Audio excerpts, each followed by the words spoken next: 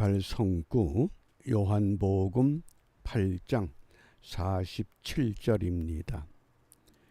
우리 말씀을 함께 암송합니다.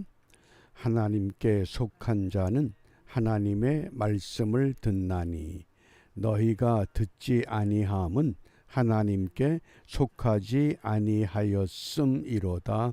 아멘. 우리가 하나님을 믿는다. 하나님을 사랑한다. 믿는 것도 사랑하는 것도 다 중요한데 결론은 예수님께서 부활하신 후에 제자 베드로에게 무엇을 물으셨습니까? 네가 나를 사랑하느냐? 믿음을 확인한 것이 아니라 마지막에는 사랑을 확인하셨습니다. 여기 듣는다고 하는 건 사랑하는 증거가 됩니다. 부모에게 효도하는 자식이나 효도하지 않는 자식들 부모의 말을 다 듣습니다. 누가 효도합니까? 부모를 공경하고 사랑하는 자녀가 효도하는 겁니다. 그렇다고 하면 이 아침에 오늘 우리가 무엇을 읽고 들어야 하느냐? 이사야 38장부터 40장입니다. 38장에서는 히스기야 왕이 죽을 병에 걸렸습니다. 선지자 이사야가 당신은 이제 죽을 것이니 죽음을 준비하시오. 그러자 히스기야가 얼굴을 벽을 향하고 하나님 앞에 매달립니다. 그러자 하나님은 다시 선지자 이사야를 히스기야에게 보냅니다. 하나님이 당신 살려주신답니다. 그러니까 15년의 생명을 연장해 주시는데 히스기야가 가만히 있질 않습니다. 내 생명이 연장되는 확실한 증거를 주십시오. 그래서 해 그림자가 10도 뒤로 물러가는 사건을 약속하셨습니다. 그러자 히스기야가 병이 났습니다. 온 주위에 소문이 났습니다. 바벨론 왕이 히스기야가 병에 걸렸다, 쾌유되었다고 하는 소식을 듣고 사절단을 보냈습니다. 위문의 편지를 보내고 예물을 보냈습니다. 이게 39장입니다. 우리가 은혜 받은 것도 중요하고 은사도 중요하지만은 관리를 잘해야 됩니다. 히스기야가 신이 나서 바벨론 왕의 사신의 그 글과 또 예물을 받은 다음에 갑자기 궁궐 문을 열고 모든 걸 다 보여줍니다. 우리가 이마만한 금과 은을 가지고 있고 우리의 무기가 이 정도가 됩니다. 그게 뭡니까? 그게 자기 자랑이요, 자기 교만입니다. 그러자 40장에서 무엇을 말씀합니까? 결국은 이 풀은 마른다.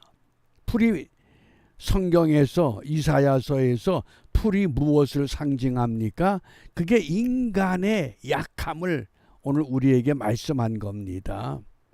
왕이 그렇게 잘못했기 때문에 반드시 마르고 시들고 떨어질 것이라고 하는, 우리가 지금은 건강한 것 같지만은 머지않아 우리도 마르고 시들고 꽃이 떨어질 수밖에 없는 그런 인생입니다. 그래서 오늘 묵상할 주제가 있는 성구 이사야 40장 8절입니다. 풀은 마르고 꽃은 시드나, 여기 풀과 꽃은 뭡니까?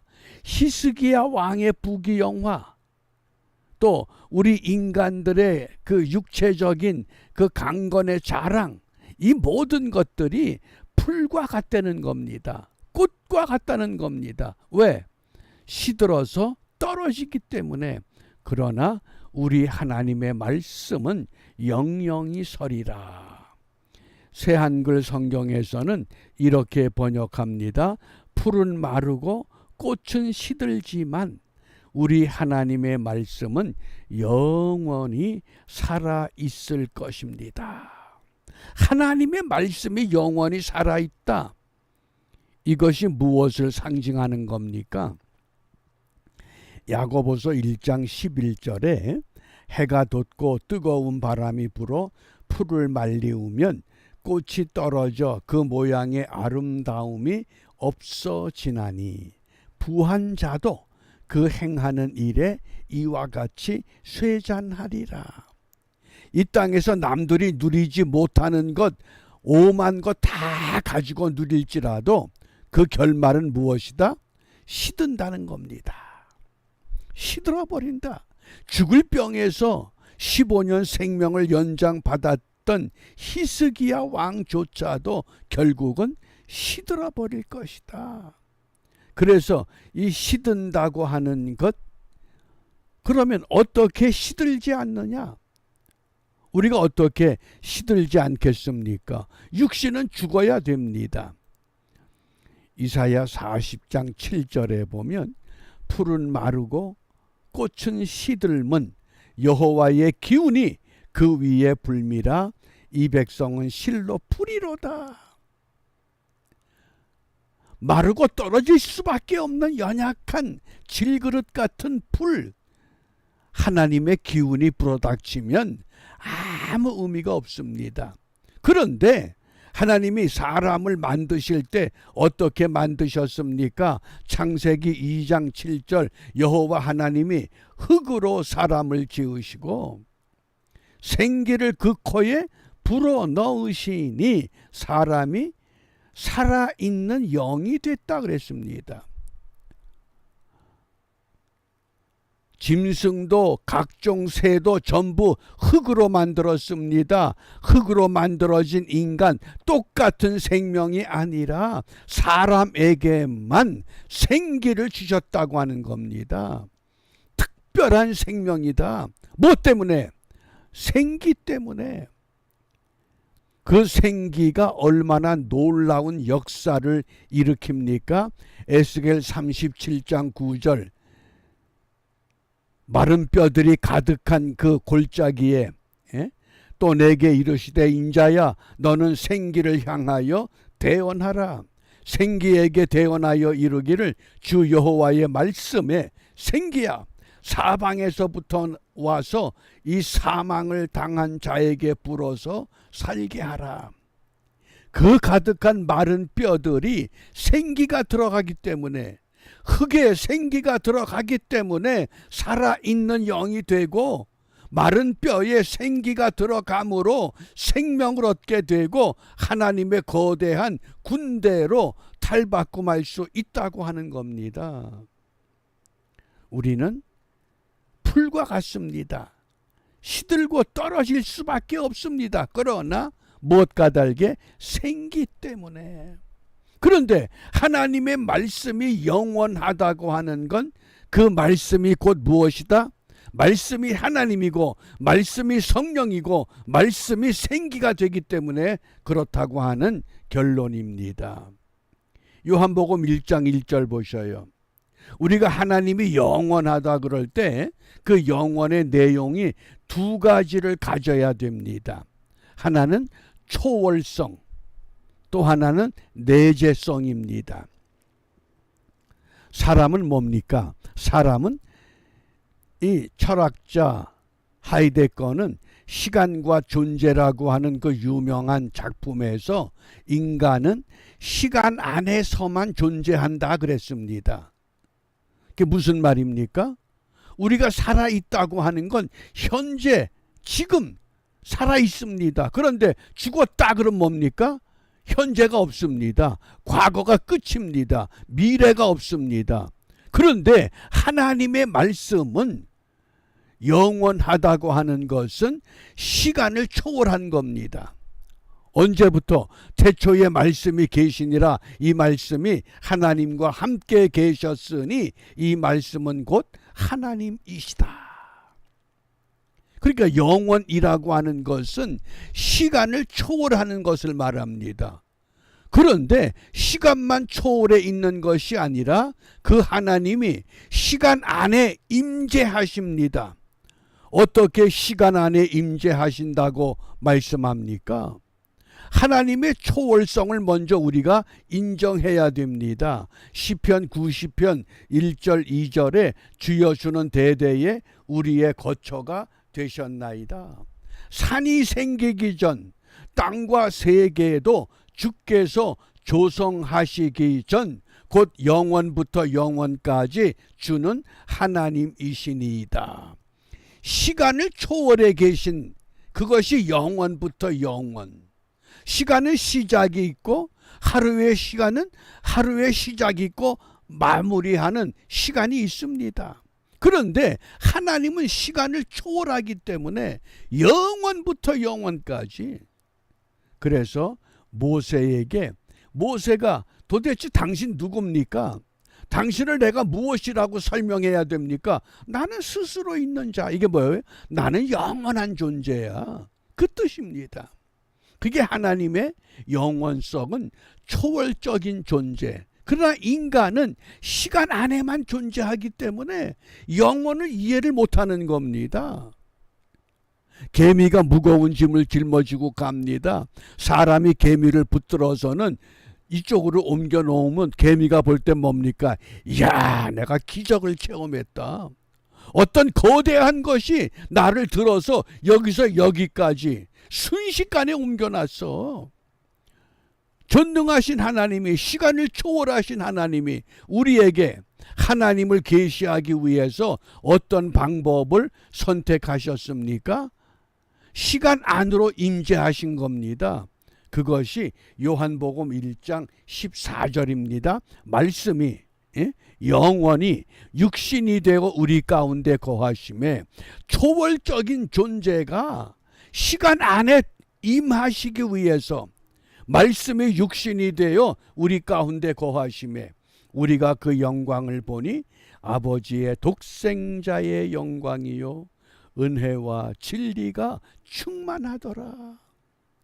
이해가 되셔요? 하나님의 영원성이라고 하는 것은 반드시 두 가지를 갖춰야 됩니다. 하나는 초월성, 또 하나는 내재성. 하나님의 초월성은 시작하게 하시고 마지막 심판하게 하시는 하나님. 그게 초월적인 하나님의 능력입니다. 그런데 그렇게만 하나님이 우리에게 알려지면 우리는 시간 안에 머물기 때문에 시간 안에서 도저히 이해가 되질 않습니다. 어떤 기적 같은 일도 우리가 이해하기가 어려운데, 그러니까 우리를 이해시키기 위해서 그 초월성의 하나님이 우리의 몸으로 이 땅에 오셨다고 하는 건 뭡니까? 우리와 함께 거주하는 시간 안에 내재적인 존재가 되셨다, 그 뜻입니다.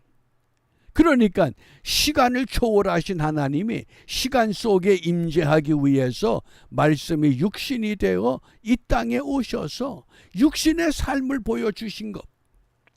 그런데 그 시간 안의 존재가 또 시간 밖으로 초월적인 존재로, 그게 부활이요, 그게 승천입니다. 이걸 분명히 우리가 이해하고 확신하면서, 그러면 오늘 우리가 이러한 혼돈 속에서 무엇을 기도해야 됩니까? 고린도후서 3장 17절 말씀에 주는 영이시니, 영이 뭡니까?